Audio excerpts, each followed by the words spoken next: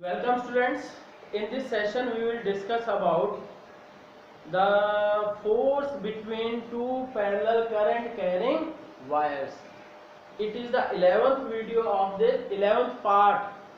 Video तो 15-16 से ज़्यादा हो गए होंगे. 11th part of this chapter. ठीक है, तो अब ये देखिए कि इसमें सबसे पहले आपको ये ध्यान रखना है, ये जो फोर्स की बात कर रहे हैं, ये पूरा चैप्टर की बात कर रहे हैं, यहाँ पे डीसी सप्लाई के बारे में बात हो रही है, एसी की नहीं बात हो रही है. ठीक है, तो अब ये है क्योंकि एसी करंट अगर किसी वायर में फ्लो होता है तो वहां पे क्या है, मैग्नेटिक फील्ड होगा. ठीक, अब मान लीजिए कि एक वायर है, इसमें करंट फ्लो हो रहा है, इसके कारण से मैग्नेटिक फील्ड इसके चारों ओर होगा. ठीक है, तो चारों ओर होगा. तो अब ये है, अगर यहीं पे दूसरी करंट कैरिंग वायर रख दी जाए तो क्या होगा, अगर इसमें भी तो इसका भी मैग्नेटिक फील्ड ऐसे होगा. तो निश्चित सी बात है कि दोनों के मैग्नेटिक फील्ड के कारण से वो एक दूसरे को मतलब इंटरेक्ट करेंगे और एज ए रिजल्ट जो फोर्स होगा, फोर्स उसके कारण के ऊपर पड़ेगा. मतलब कारण कौन सा है, that is current carrying wire. Current carrying wire के ऊपर फोर्स एक्सपीरियंस होगा.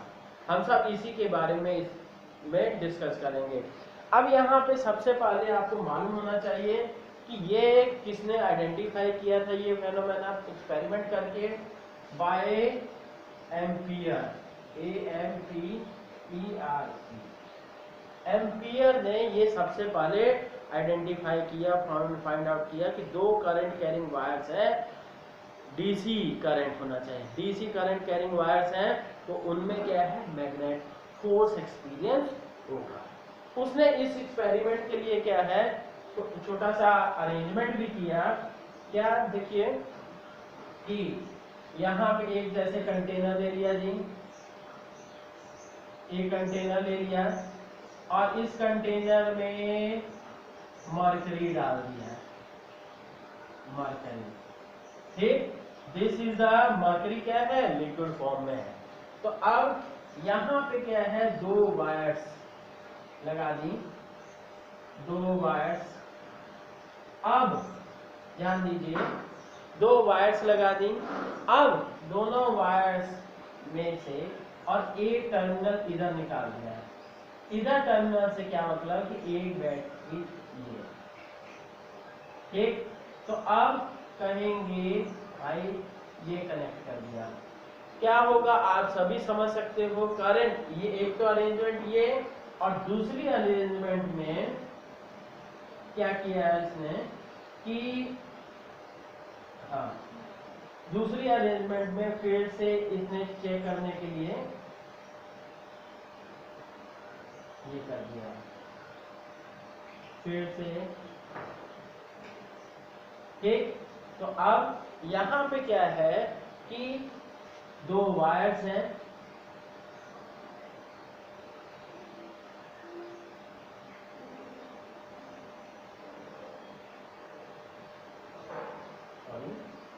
तो ये क्या हो गया,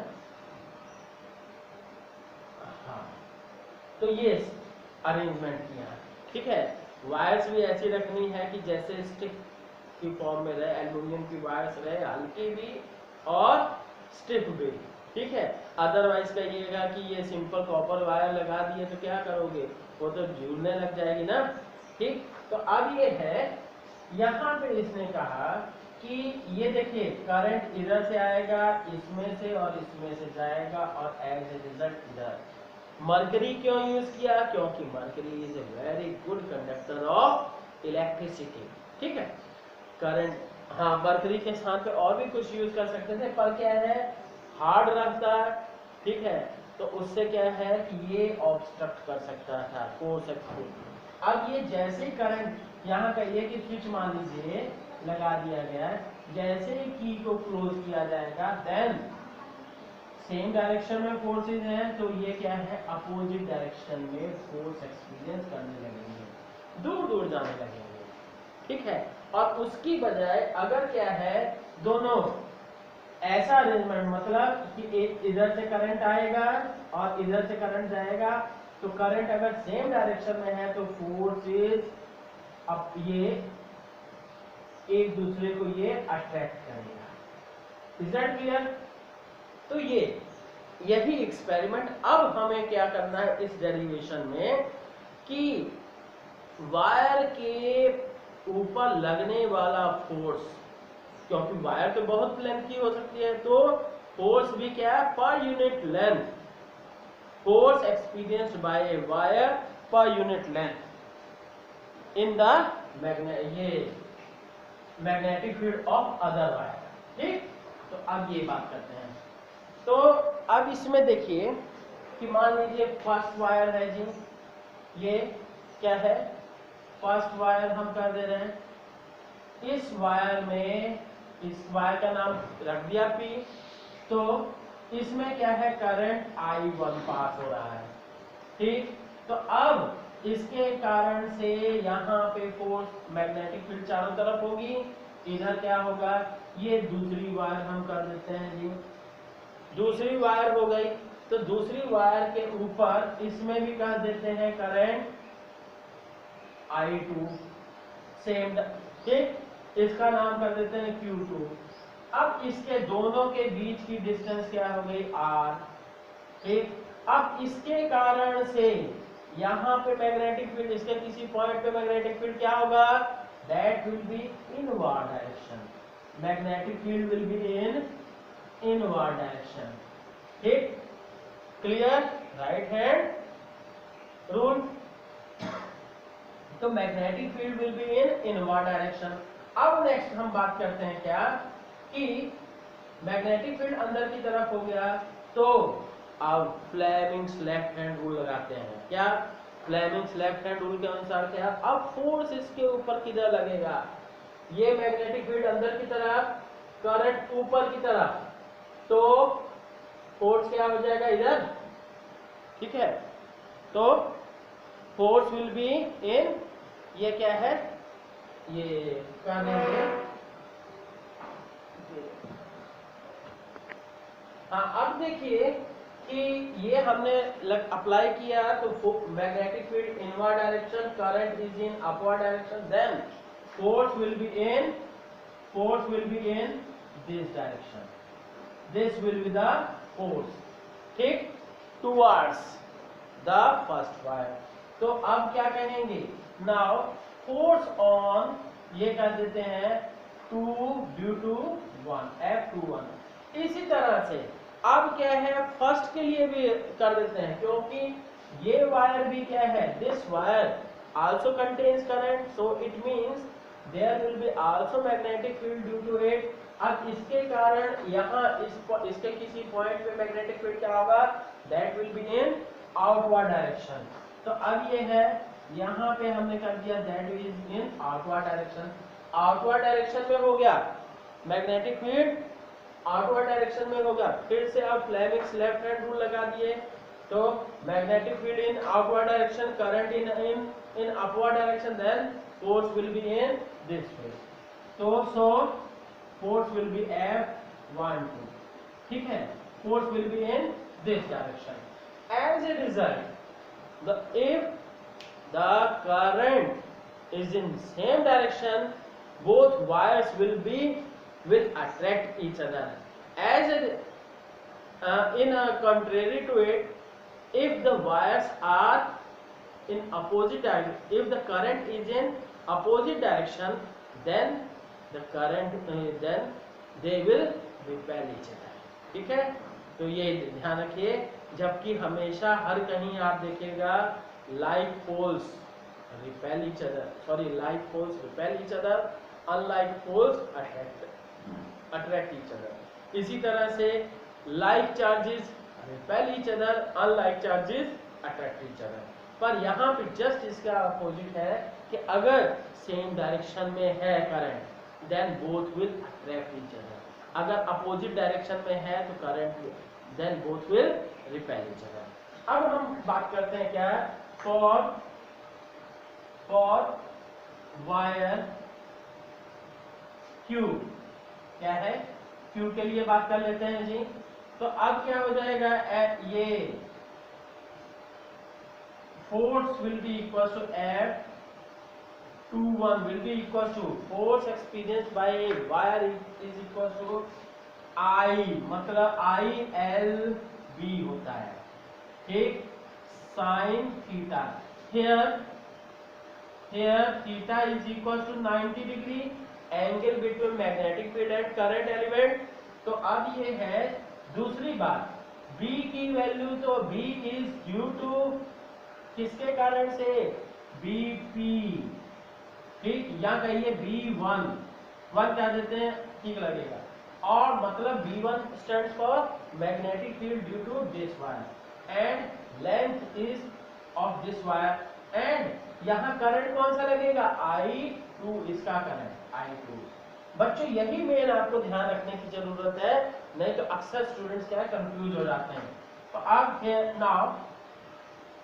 now B1 will be equal to mu naught I by 2 pi r, distance तो r हो गई, करंट क्या होगा, I1 की I2, that is I1, current will be I1।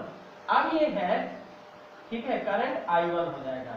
अब सुनिए इधर क्या करना है, so you can say F21 will be equal to mu naught ये I2L into mu naught I1 by 2 pi r कर दीजिए। अब इसके बाद और करिएगा, तो F21 will be equal to mu naught I1 I2 into L by 2 pi r कर दिया गया। फिर इसके बाद और क्या करना है, तो now force per unit length, force per unit length क्या हो जाएगा, F21 by L will be equal to mu naught I1 I2 by 2 pi r, this is the will be the formula, ठीक।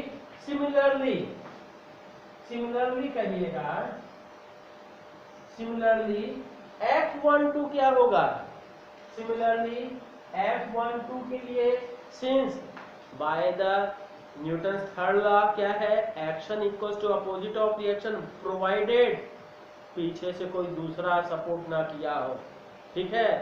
तो अब क्या है, ठीक, तो अब क्या है, क्योंकि ये तो दोनों आइसोलेटेड में है, इसके ऊपर कहीं बाहर से तीसरा नहीं होना चाहिए।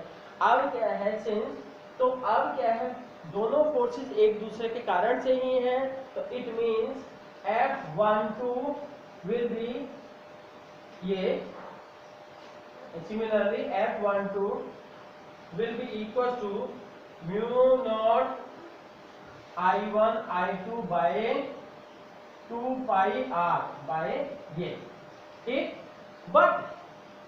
बट ध्यान रखिएगा, बाय वही बात Newton's third law, but by Newton's, यहाँ न्यूटन की जरूरत नहीं, ये तो डायरेक्शन ही हम यहाँ से बता दे रहे हैं। सो बट इन अपोजिट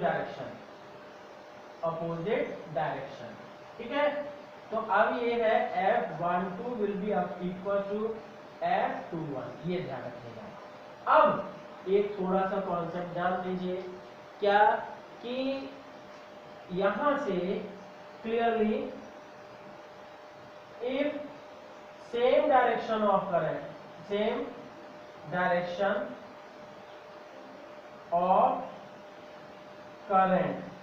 की डायरेक्शन अगर सेम है, then both will attract each other, then both wires will attract each other। अब दूसरी चीज इसी में, if सेकंड क्या है, if opposite direction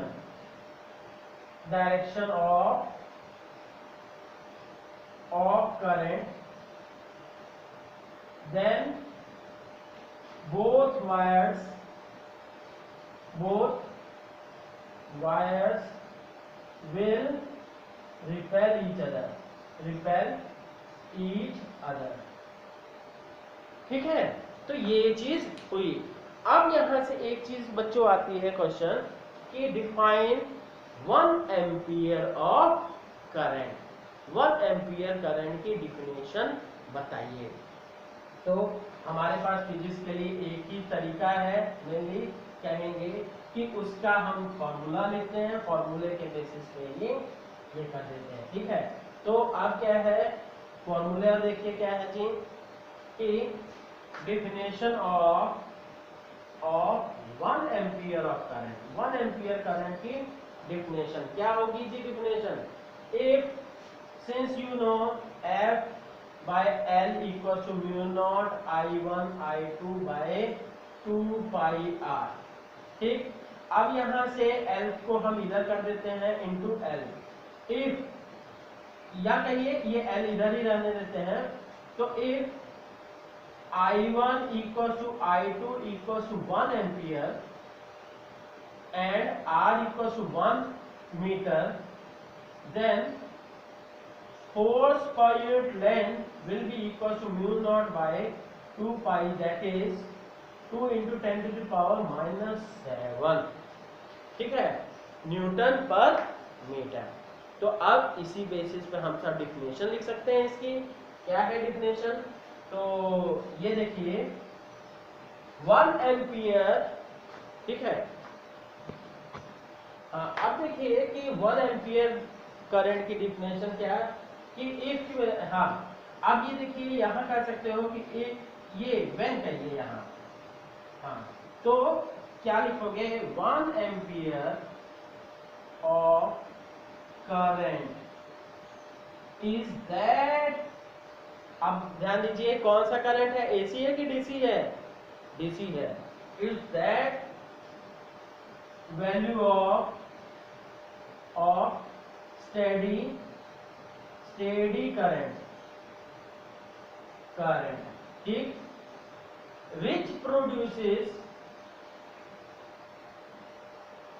which that value of steady current in कर देते हैं in two parallel current carrying wires, two parallel current carrying wires place कहाँ पे?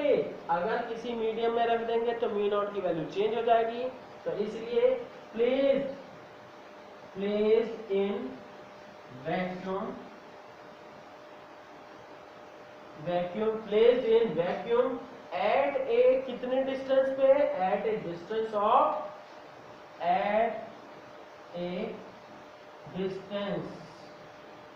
ऑफ 1 मीटर, ठीक है। Produces a force per unit length of the wire, produces a force per unit length of wire equal to